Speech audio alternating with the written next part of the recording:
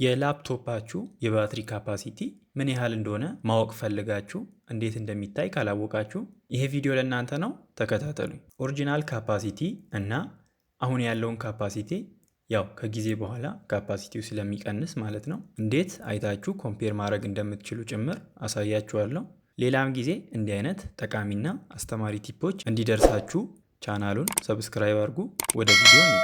መጀመሪያ ወደ ሰርች ባር ሄዳችሁ ሲኤምዲ ብላችሁ ሰርች አድርጉ። ሲኤምዲ የሚለው ላይ ራይት ክሊክ ብላችሁ ራን አስ አድሚኒስትሬተር በሉ። በመቀጠል ስክሪኑ ላይ ያለውን ጻፉ። ፓወር ሲኤፍጂ ስፔስ ከዛ ስላሽ ባትሪ ሪፖርት ያለ ስፔስ ማለት ነው። ከዛ ኢንተር በሉ። በመቀጠል ወረድ ብሎ ሪፖርት ሴቭ ያደረገበትን ፓዝ ይነግራችኋል። ሲ ከሚለው እስከ ኤችቲኤምኤል ያለውን ኮፒ ታረጉና ፋይል ማናጀር ላይ ትገባላችሁ። ፋይል ማናጀር ላይ ገብታችሁ እዚህ ጋር ትነኩትና ፔስት ታረጋላችሁ። ከዛ ኢንተር። ከዛ ሙሉ የባትሪ ሪፖርት ክሪኤት ይሆናል። እዚህ ፋይል ውስጥ ሁለት አስፈላጊ ቁጥሮችን ታያላችሁ። አንደኛው ዲዛይን ካፓሲቲ ማለትም ባትሪው አዲስ እያለ ወይም ሲመረት የነበረው ካፓሲቲ ወይ አቅም ነው። ሁለተኛው ደግሞ ፉል ቻርጅ ካፓሲቲ ሲሆን አሁን ላፕቶፑን ፉል ቻርጅ ስታደርጉ መያዝ የሚችለው አቅም ነው። የፉል ቻርጅ ካፓሲቲ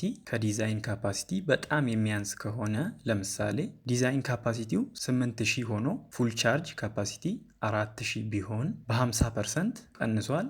ሶ ባትሪው በጣም አርጅቷል ወይም ተጎድቷል እና መቀየር አለበት ማለት ነው። ለምሳሌ በዚህ ላይ ዲዛይን ካፓሲቲው 65934 ሚሊዋት አወር ይላል። ፉል ቻርጅ ካፓሲቲው ደግሞ 20119 ሚሊዋት አወር።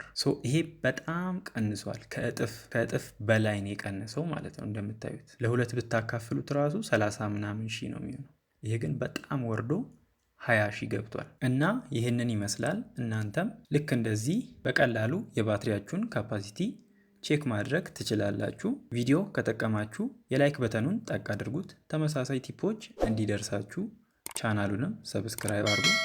ይመቻችሁ።